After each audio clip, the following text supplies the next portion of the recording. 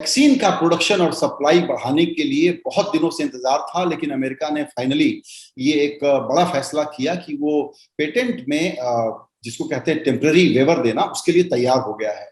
अक्टूबर से भारत इसकी डिमांड कर रहा था, दूसरे अफ्रीकी देश भी डिमांड कर रहे थे। थोड़ा वक्त लगा है, लेकिन ये एक बड़ा फैसला है। और उसके बाद बड़ा सवाल ये है कि ये वैक्सीन प्रोडक्शन कब बढ़ेगा, सप्लाई कब बढ़ेगी। अमिताभ बहर ऑक्सफैम इंडिया के सीईओ हैं और इस विषय पर लगातार काम करते रहे हैं। उनसे हम ये समझना चाहेंगे। अमिताभ, आपने हमारे लिए वक्त निकाला, बहुत शुक्रिया। बस बिल्कुल यही समझना है कि ये क्यों इंपॉर्टेंट बात है और ये क्यों एक जरूरी चीज थी। आज बहुत बड़ा दिन है। अमेरिका ने जो वेवर किया है और उसके बाद बल्कि पिछले कुछ घंटों में मैंने पढ़ा है कि हॉलैंड ने भी कर दिया है और स्पेन ने भी कर दिया है। तो इससे अब मुझे लगता है दबाव बढ़ेगा और जो कुछ बड़े देश अभी भी इसके विरोध में हैं, उन पर दबाव बढ़ेगा। ईयू को भी शायद उम्मीद है अपनी पोजीशन को बदलना होगा। पर ये बहुत महत्वपूर्ण था। ये देखिए कि हम लोग इतने बड़े पैंडेमिक में जिस तरह का हमने अभी त्रासदी देखी है, 100 सालों से तो नहीं देखी है। इस त्रासदी को रोकने का एक ही तरीका था और वो है वैक्सीन। पर उस वैक्सीन को और खुशकिस्मती है, वैज्ञानिकों का कमाल है कि हमने उस वैक्सीन को बना भी लिया। लेकिन उसको बनाने के बाद हम लोगों ने उसको दायरे में रखा कुछ फार्मा कंपनीज के। तो उनके पास अपना लाइसेंस है और वो कह रहे हैं कि ये इंटेलेक्चुअल प्रॉपर्टी है और इसको हम किसी के साथ शेयर नहीं करेंगे। और इसलिए प्रोडक्शन जो है वो बहुत सीमित रहा है। और हम देख रहे हैं वैक्सीन शॉर्टेज जो भारत में, जो कि भारत को फार्मेसी ऑफ द वर्ल्ड कहते हैं, दुनिया की 50 से 60% वैक्सीन भारत में बनती हैं, फिर भी हम यहाँ वैक्सीन शॉर्टेज देख रहे हैं। तो इसलिए बहुत जरूरी था कि ये इंटेलेक्चुअल प्रॉपर्टी का वेवर हो, जिससे कि बहुत से जो कंपनीज हैं जो मैन्युफैक्चरिंग करती हैं वैक्सीन की, वो इसको बना सके। और वो जब बनाना शुरू करेंगी, मास प्रोडक्शन होगा, लोगों तक ये वैक्सीन पहुंच पाएगी। फैक्ट ये है कि दुनिया के अमीर देश अमेरिका की पहल हो गई, अच्छी बात है। लेट हो गए इस काम को करने में, लेकिन अब इसको इम्प्लीमेंट होता हुआ, एक्चुअली जमीन पे अमल होता हुआ हम कब देख पाएंगे? आपने बिल्कुल सही कहा। एक आंकड़ा बस जोड़ दूं, इतनी गैर बराबरी है वैक्सीन में। अभी आप देखें तो अमेरिका, यूके और कनाडा के पास अपनी पूरी जनसंख्या को 2 बार, 3 बार और 5 बार वैक्सीन देने की उनके पास वैक्सीन है। उन्होंने ले लिया है, प्रोक्योर करके रखा हुआ है। और वो अब थर्ड शॉट की बात कर रहे हैं, बूस्टर डोजेस की बात कर रहे हैं। और हम लोगों के यहाँ सिर्फ 2% हैं जो अभी दोनों जैब ले पाए हैं। और अफ्रीका में तो वो 1% तक नहीं पहुंच पाया है। तो उम्मीद है, देखिए अभी भी कई कदम हैं। अभी वेवर यूएस से आया है, पर वो डब्ल्यूटीओ में जाएगा।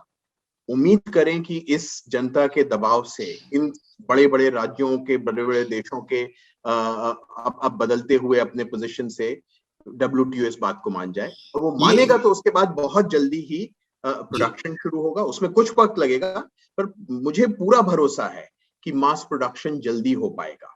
और ये अंदाज लगाना गलत तो नहीं होगा कि अब चूंकि एक दबाव है और सब पर है, तो डब्ल्यूटीओ में रेजिस्टेंस तो आएगा, फार्मा लॉबी का रेजिस्टेंस आएगा, कई देशों के जरिए आएगा। लेकिन बावजूद उसके अब डब्ल्यूटीओ इसको रोक नहीं पाएगा। ये अजम्पशन गलत है या अभी इसको हम लोग कह नहीं सकते? देखिए, मुझे ऐसा लगता है कि हम बिल्कुल सही दिशा में जा रहे हैं। लेकिन आज कह देना कि जीत हो गई, वो मुझे लगता है फिर भी जल्दी होगा। बहुत महत्वपूर्ण था यूएस का पोजीशन बदलना। और बहुत बधाई हो भारत और साउथ अफ्रीका को, जिन्होंने इसमें पहल की। और सोचिए, 100 देश लगे हुए थे, जैसे आपने कहा, अक्टूबर से, और फिर भी वो फार्मा कंपनीज इसको रोक रही थी। और एक महत्वपूर्ण बात और है, लोगों को ये समझना होगा, डब्ल्यूटीओ के नीति निर्धारकों को ये समझना होगा कि सारे एक्सपर्ट्स कह रहे हैं कि हमारे पास शायद 1 साल से 1.5 साल का विंडो है, जिसको फर्स्ट जनरेशन वैक्सीन कह रहे हैं। ये शायद कारगर नहीं होंगी, प्रभावी नहीं होंगी, जो म्यूटेट हो जाएगा वायरस आज से 1 साल बाद। वो तो फॉर्चुनेटली अभी जो ये डबल म्यूटेशन, ट्रिपल म्यूटेशन हम भारत में देख रहे हैं, उसमें ये वैक्सीन काम कर रहा है। पर 1 साल बाद हो सकता है ये काम ही ना करे। और एक जगह भी अगर वो नया वायरस आ गया, तो पूरी की पूरी दुनिया फिर वल्नरेबल है। ये बात सबको समझना होगा। और हमारे पास कोई रास्ता नहीं है इसका मास प्रोडक्शन, फ्री वैक्सीन सबको मिले। बिल्कुल। भारत को तो ये एंटिसिपेट करके चलना चाहिए कि ये पेटेंट वेवर सक्सेसफुल हो जाएगा और उसके बाद भारत को तुरंत इसका प्रोडक्शन बढ़ाने के लिए, बहुत सारी कंपनियों को इस काम में लगाने के लिए अपने पेटेंट एक्ट के तौर पर बदलाव करने की जरूरत होगी और कंपनियों को बहुत डायरेक्ट मदद की जरूरत पड़ेगी, सप्लाई, रॉ मटेरियल, लॉजिस्टिक्स सबको हैंडल करने के लिए, इक्विपमेंट के लिए। भारत को क्या तैयारी करने की जरूरत है जो उसको आज शुरू कर देना चाहिए? आप जैसे कह रहे हैं इस तैयारी को करना, आइडेंटिफाई करना, देखिए एक तो महत्वपूर्ण है इसका जो प्रक्रिया हो। WTO में जो इंटेलेक्चुअल प्रॉपर्टी की बात हो रही है वहां पर एक बार परिवर्तन हो जाए तो मुझे लगता है WHO जैसी संस्थाएं हैं उनके पास ये पूरा का पूरा इंटेलेक्चुअल प्रॉपर्टी होना चाहिए। उसके जरिए भारत में बहुत बड़े स्केल पर, वॉर फुटिंग पर हम लोगों को इस वैक्सीन को बनाने की जरूरत है। क्योंकि मैं बहुत साथियों के साथ विदेश में काम करता रहता हूं, अफ्रीका के साथ ही, एशिया के दूसरे देशों के साथ ही इतनी उम्मीदों से भारत को देखते हैं।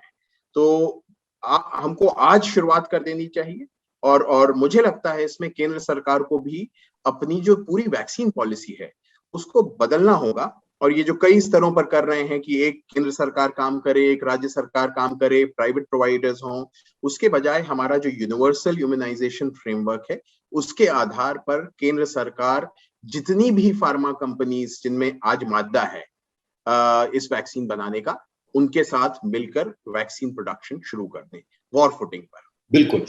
एक समस्या आएगी कि ये जो mRNA वैक्सीन है इसको बनाने की फैसिलिटीज अभी भारत में नहीं है, लेकिन वो अवेलेबल है और स्केल अप किया जा सकता है उसका प्रोडक्शन। तो क्या भारत को ये बाहर जॉब वर्क करके बनवा के लाना पड़ेगा या यहाँ ये फैसिलिटी क्रिएट हो सकती है इस वक्त?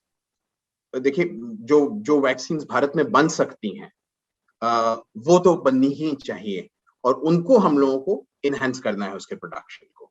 तो मैं उस तकनीकी सवाल का जवाब नहीं दे पाऊंगा, पर इतना साफ है कि भारत में कैपेसिटीज, कॉम्पिटेंस दोनों हैं और प्रोडक्शन फैसिलिटीज हैं कि हम दुनिया में जो कहलाते हैं कि भारत दुनिया का फार्मेसी है उसको सच करके दिखाएं और दुनिया भर को हम लोग उस वैक्सीन को प्रोवाइड करें। और ये फार्मा कंपनीज ने जो कर रखा था कि एक तरफ मुनाफा और एक तरफ जिंदगी, कम से कम आज तो हम जिंदगी की तरफ झुकें और सलाम है बाइडेन एडमिनिस्ट्रेशन को और उम्मीद करते हैं सब इसका अनुसरण करेंगे।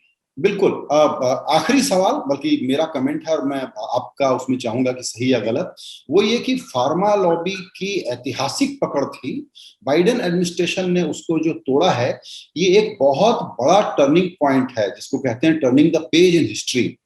ये कहना सही होगा? बिल्कुल। आप मुझे लगता है बहुत महत्वपूर्ण है ये। आप याद करें HIV की वैक्सीन के साथ क्या हुआ था, HIV की जो दवाइयां बनी थी, वो संघर्ष करीब करीब 10-15 साल चलता रहा और हजारों लाखों लोगों की मृत्यु हो गई।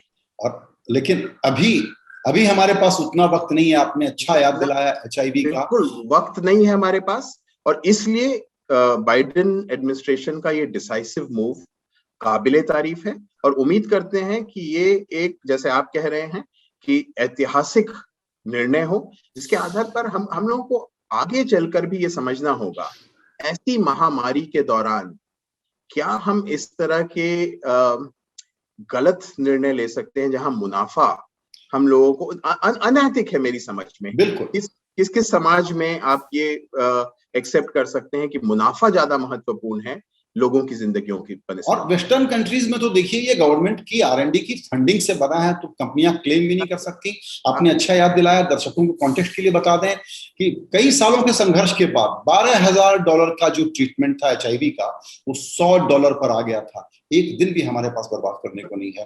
अमिताभ भैर, आपने संजय जी एक बात आप और बोल लूं, आपने जो कहा तो बिल्कुल सही कहा कि इसमें तो बहुत महत्वपूर्ण है ये भी याद रखना कि जो R&D इस वैक्सीन के लिए हुई है वो मोटे तौर पर टैक्स पेयर के पैसों से हुई है। Exactly.